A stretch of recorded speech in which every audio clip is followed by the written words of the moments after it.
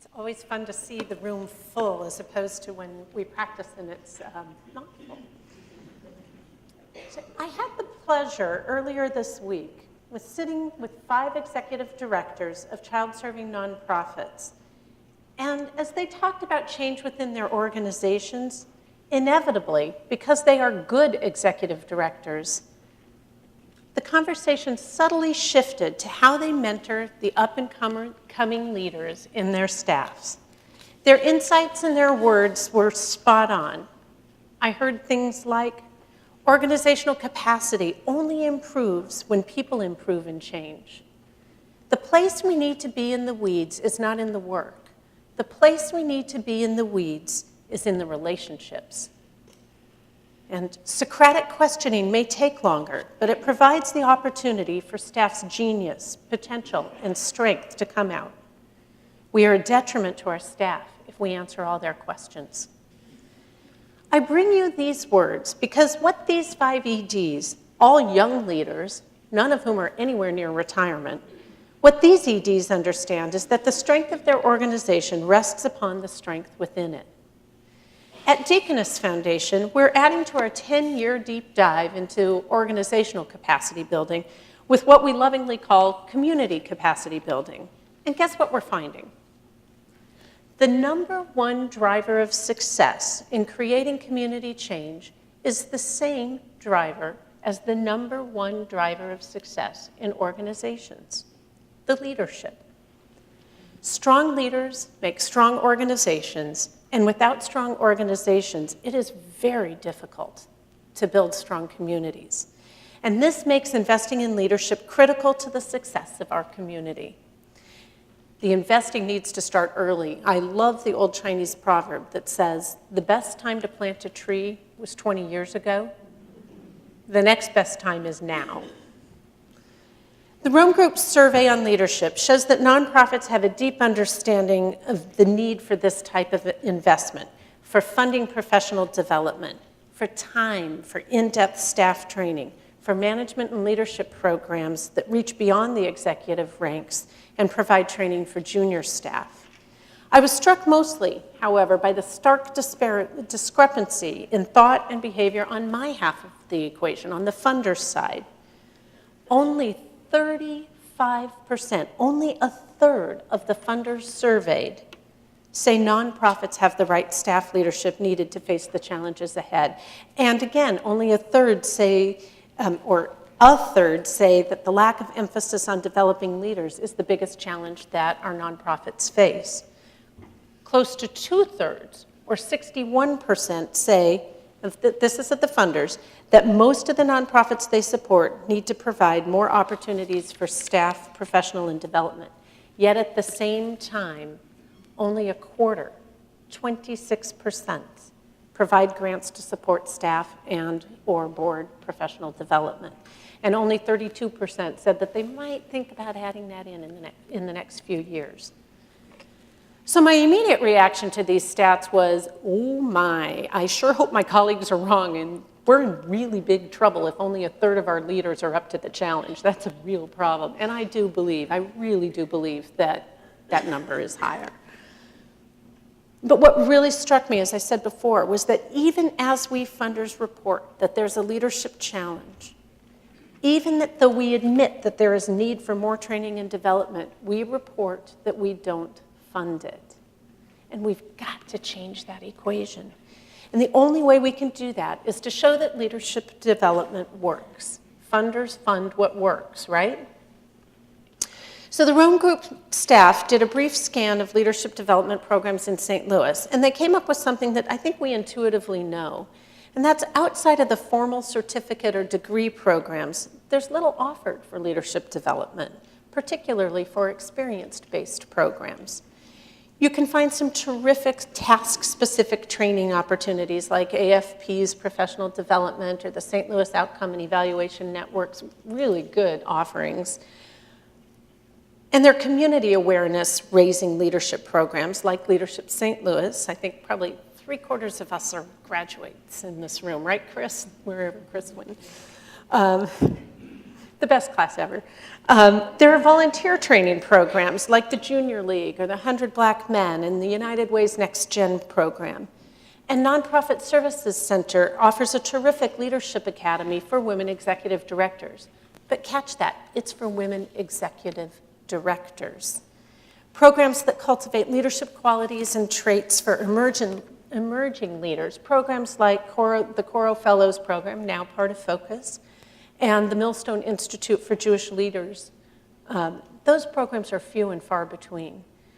I do feel compelled to mention one new offering, Leadership for Social Change, that Deaconess has provided a small amount of support for. This is a year-long seminar-oriented program that provides emerging leaders and social change organizations with training, mentoring, and networking. We need to build out this type of program for other subsectors within the nonprofit world, and then we need to support them financially. Now, St. Louis is not alone in this. Grantmakers for Effective Organizations published a white paper titled Supporting Next Generation Leadership. And it basically came up with the same findings, that there are few leadership development programs for the emerging leader. There are some, but the bench is just not very deep.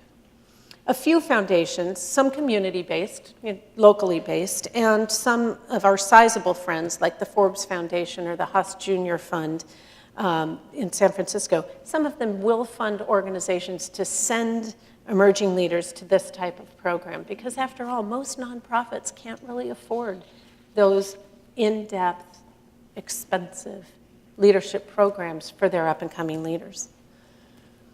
Now, the good news is that you'll hear in a bit that experience, including mentoring, is the best leadership training. However, I just can't help but think that some educational content, some theoretical underpinning to go with that experience is really the best way to prepare our new leaders.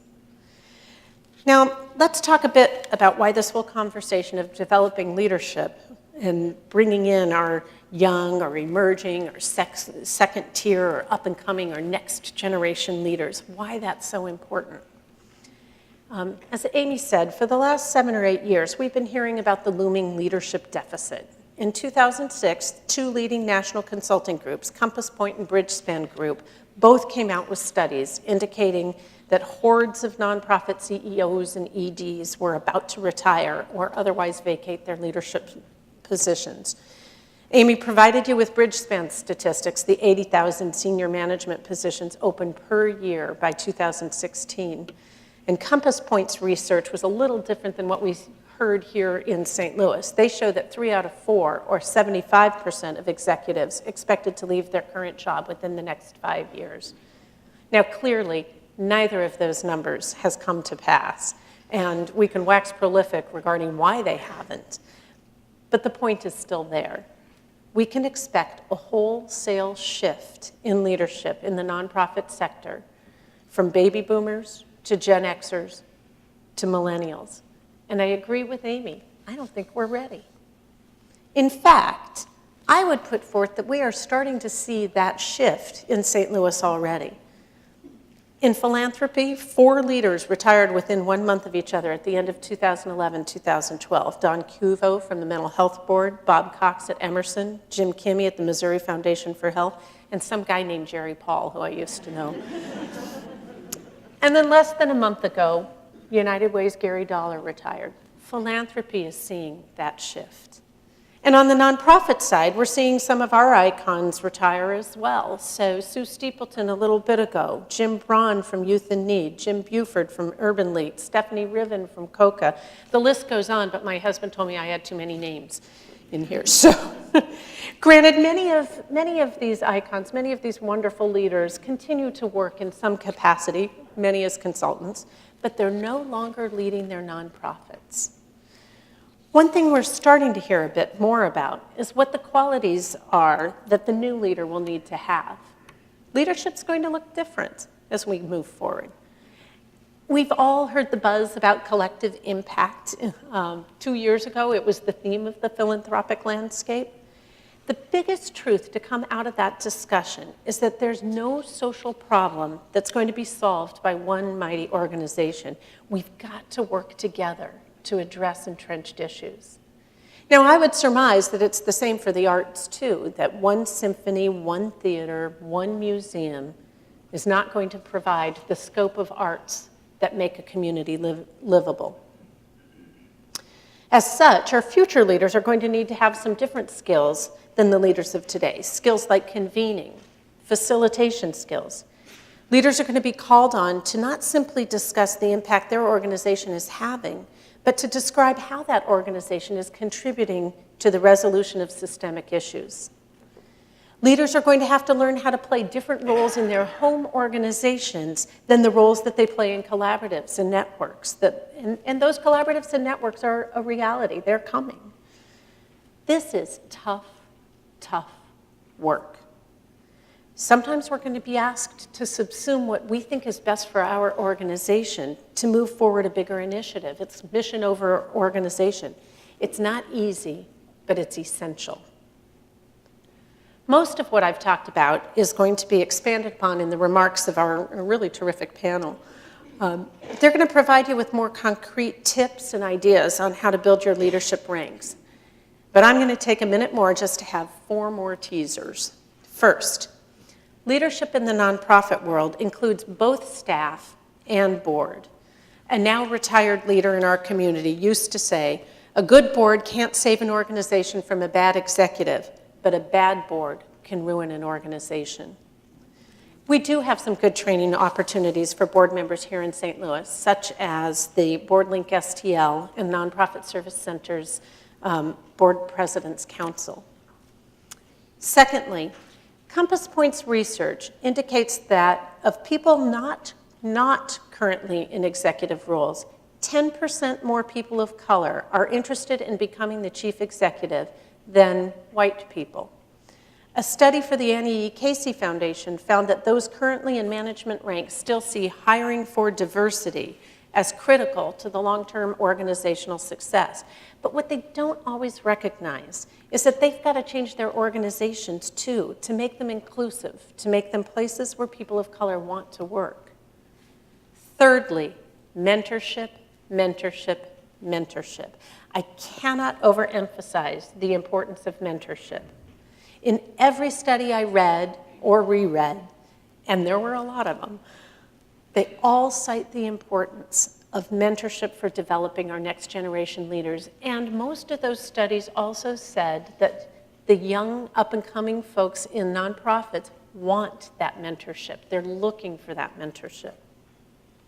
And lastly, building leadership needs to be woven into the fabric of the organization. Leslie Crutchfield and Heather McLeod Grant talked about this in their seminal book, Forces for Good.